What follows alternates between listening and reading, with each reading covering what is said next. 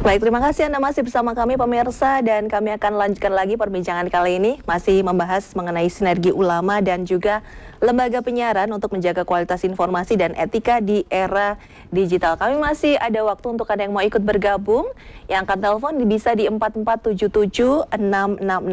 Tadi kan menarik ya mengenai bagaimana tantangan penggunaan teknologi digital yang sangat mudah. Tadi disampaikan juga oleh Bapak Ketua, AI itu sebenarnya kan bisa menjadi tools yang membantu kita beraktivitas, tapi juga bisa membantu kita untuk terjerumus ya Bapak ya. Sekarang tuh banyak yang tagarnya itu lebih ke sharing is caring, padahal sharing itu harus disaring dulu, tidak asal dapat kemudian disebarluaskan itu informasinya.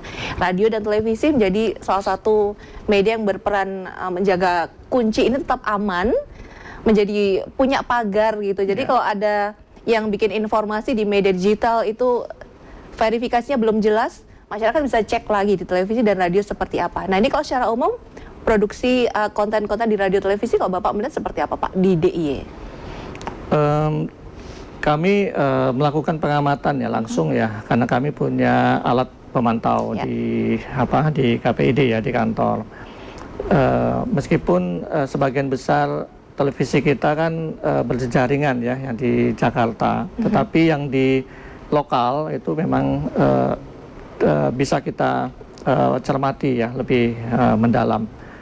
Nah, konten-konten yang disajikan oleh teman-teman itu masih dalam kategori yang aman ya dari dari gugatan publik. Ya, terutama karena tidak ada masyarakat yang komplain kemudian ke KPID ya terkait dengan siaran-siaran lokal ini.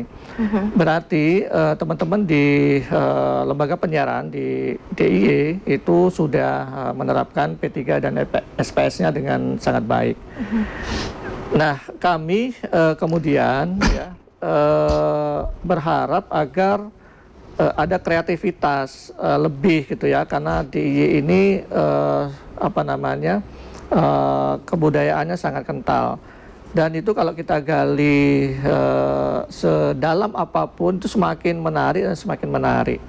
Nah, oleh karena itu muatan lokal ya terkait dengan kebudayaan, keistimewaan, pendidikan gitu ya, itu sebenarnya sangat bisa menjadi andalan ya, di konten-konten kita di media televisi maupun di radio. Nah, saya sedang mendorong juga agar radio misalnya, televisi gitu bisa bersama-sama membangun karakter DIY yang istimewa itu yang seperti apa sih sebenarnya. Nah, kita bisa bicara dengan pemerintah daerah bagaimana roadmap Grand Design dan roadmap pemerintah daerah untuk membangun SDM-nya di DIY. Yang istimewa itu yang seperti apa, konteksnya bagaimana, itu kan bisa dibicarakan ya dengan lembaga penyiaran, dan lembaga penyiaran bisa menjadi ruang diseminasi, ruang sosialisasi gitu ya, ruang literasi bagi publik itu sendiri gitu ya, bagi dalam berbagai bentuk, apakah itu audio ataupun video ataupun multimedia yang lain. Saya kira seperti itu yang lebih perlu didorong lagi gitu. Ya, ini berarti muatan lokal menjadi salah satu kekuatan. Ini bersinergi juga dengan para ulama yang juga tetap berada di depan untuk menjaga gitu, menjadi guardian angel itu berarti untuk berbagai informasi dan juga etika. Kalau dari sisi etika sendiri ini, kalau Bapak mencermati seperti apa Pak kalau produksi informasi dan juga konten-konten yang banyak viral itu sejauh ini seperti apa Pak? Jadi sebetulnya saya akan mengusulkan dulu sinergitas ulama dengan KPID ini masih banyak sekali peluang yang bisa ditingkatkan ya. Misalnya ada semacam kerjasama dengan Ormas Islam, dengan MUI, dengan NU, Muhammadiyah dan sebagainya. Ada semacam pekan atau bulan edukasi informasi misalnya. Jadi nanti Ormas itu bisa menentukan misalnya selama bulan ini isi khotbah dan isi pengajian para dai misalnya diarahkan untuk berbicara tentang informasi yang benar, bagaimana beretika dalam berkomunikasi melalui platform digital dan sebagainya. Saya kira itu sangat mungkin. Kemudian juga kan ormas-ormas itu juga punya lembaga pendidikan ya. Seperti Muhammadiyah punya, kalau NU punya LP Ma'arif, yang kita punya banyak sekolahan misalnya, bisa diadakan semacam edukasi ke sekolahan-sekolahan dan sebagainya. Nah ini monggo, ini kalau memang itu mungkin ya menyangkut kebijakan pimpinan dan mungkin anggaran juga ya, tapi kalau itu kan bisa didiskusikan dengan yang berwenang. Tetapi yang penting mereka ini masyarakat, umat ini memang banyak juga yang masih gamang ya menghadapi platform digital ini, sehingga mereka juga perlu diberikan edukasi termasuk bagaimana beretika di dalam menggunakan itu. Karena ya itu yang tadi saya katakan bahwa sesuatu yang datang baru kadang-kadang ditangkap begitu saja tanpa melalui seleksi bagaimana itu diambil atau diterapkan. Nah ini terutama pada anak-anak muda ya, dan bahkan orang tua pun banyak juga yang begitu. Sekarang orang tua mana sih yang nggak pegang HP misalnya, bahkan ibu-ibu yang sudah punya cucu-cucu itu kadang-kadang belum pegang cucunya, belum pegang anaknya sudah pegang HP dulu gitu kan. Mereka lalu termakan dengan sudah biasa langsung termakan dengan berita-berita yang ada. Nah ini juga pendidikan di keluarga ya. Bagaimana nanti KPID bisa ikut mempromosikan pendidikan atau edukasi platform digital ini melalui keluarga gitu. Jadi sekali lagi masih banyak sekali peluang yang bisa dilakukan oleh KPID, dan semua ini sebetulnya merupakan upaya kita menyelamatkan umat ya. Betul. Agar umat tidak terjebak ke dalam pertentangan, ke dalam kontroversi yang sebetulnya tidak perlu, karena itu akan sangat mengganggu. Kita tahu misalnya gara-gara masalah larangan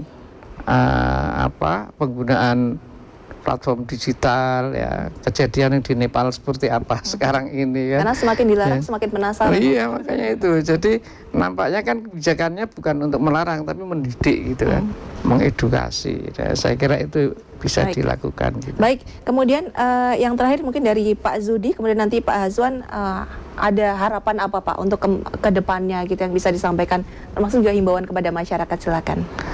Jadi yang pertama ulama tidak boleh absen ya. Ulama harus hadir dalam ikut membimbing umat terutama di era digital ini agar umat tetap berada dalam keadaan yang baik. Karena sebagaimana jargon yang dikatakan al-ummatu fi khairin wa fil qiyadah, bahwa umat itu pada dasarnya itu baik-baik aja, tetapi kelemahan itu ada pada kepemimpinan. Nah, kepemimpinan agama kan ulama gitu. Oleh karena itu ulama harus hadir ya dalam era seperti ini. Kemudian umat kalau memang sudah tidak bisa lepas dari platform-platform digital ini, ya sebaiknya harus selektif. Jangan karena sudah punya HP, sudah punya alat-alat komunikasi canggih, lalu menelan sesuatu begitu saja tanpa tabayun tadi. Jadi disinilah pentingnya edukasi, sinergitas antara ulama, kehadiran ulama ya di tengah-tengah masyarakat untuk menyelamatkan umat ini. Saya kira itu. Dari Pak Azwan silakan Pak, kalau ada informasi kepada pemirsa. Baik, Mbak Isya.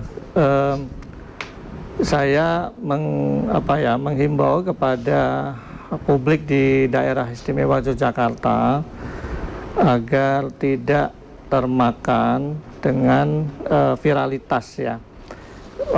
Jika mendapatkan informasi yang tentu bisa berdampak pada diri kita dan bagi masyarakat luas, kita bisa melihatnya secara bijak dan kita juga bisa membandingkannya ya, mencari kebenarannya itu ke media televisi dan radio yang ada di daerah istimewa Yogyakarta. Kita bisa melihat atau menonton televisi informasi-informasi apa saja yang benar-benar terjadi di masyarakat dan apa saja yang memberi manfaat buat publik dalam rangka meningkatkan kualitas hidupnya, ya, baik kesejahteraan lahir maupun kesejahteraan batin dari publik itu sendiri, sehingga masyarakat bisa bijak, ya, dan melek media, sehingga televisi, radio benar-benar bisa memberikan kontribusi yang baik, yang positif bagi perkembangan kehidupan kita, ya, dalam berbangsa dan bernegara. Baik, sekali lagi terima kasih untuk Pak Hazwan, Ketua Komisi Penyiaran Indonesia Daerah Istimewa Jakarta, dan juga terima kasih kepada Bapak Zudi, Ketua Tanfiziah PWNU Daerah Istimewa Jakarta, dan juga kepada pemirsa yang setia menyaksikan obrolan pagi kali ini, ya. Jadi informasi yang Anda dapatkan itu ibarat adalah makan pagi atau sarapan Anda, modal utama beraktivitas. Kalau sesuatu yang positif, yang baik, maka akan jadi baik juga untuk Anda dan juga keluarga. Jadi pilih dulu, jangan asal langsung diserap atau dikonsumsi. Saya Isya Dewi, terima kasih telah hadir bersama dengan kami. Matur nuwun, Bapak berdua sudah hadir menyampaikan informasi. Semangat selalu, sehat selalu. Sampai bertemu lagi, dan sampai bertemu lagi juga pemirsa. Sampai jumpa. Assalamualaikum warahmatullahi wabarakatuh.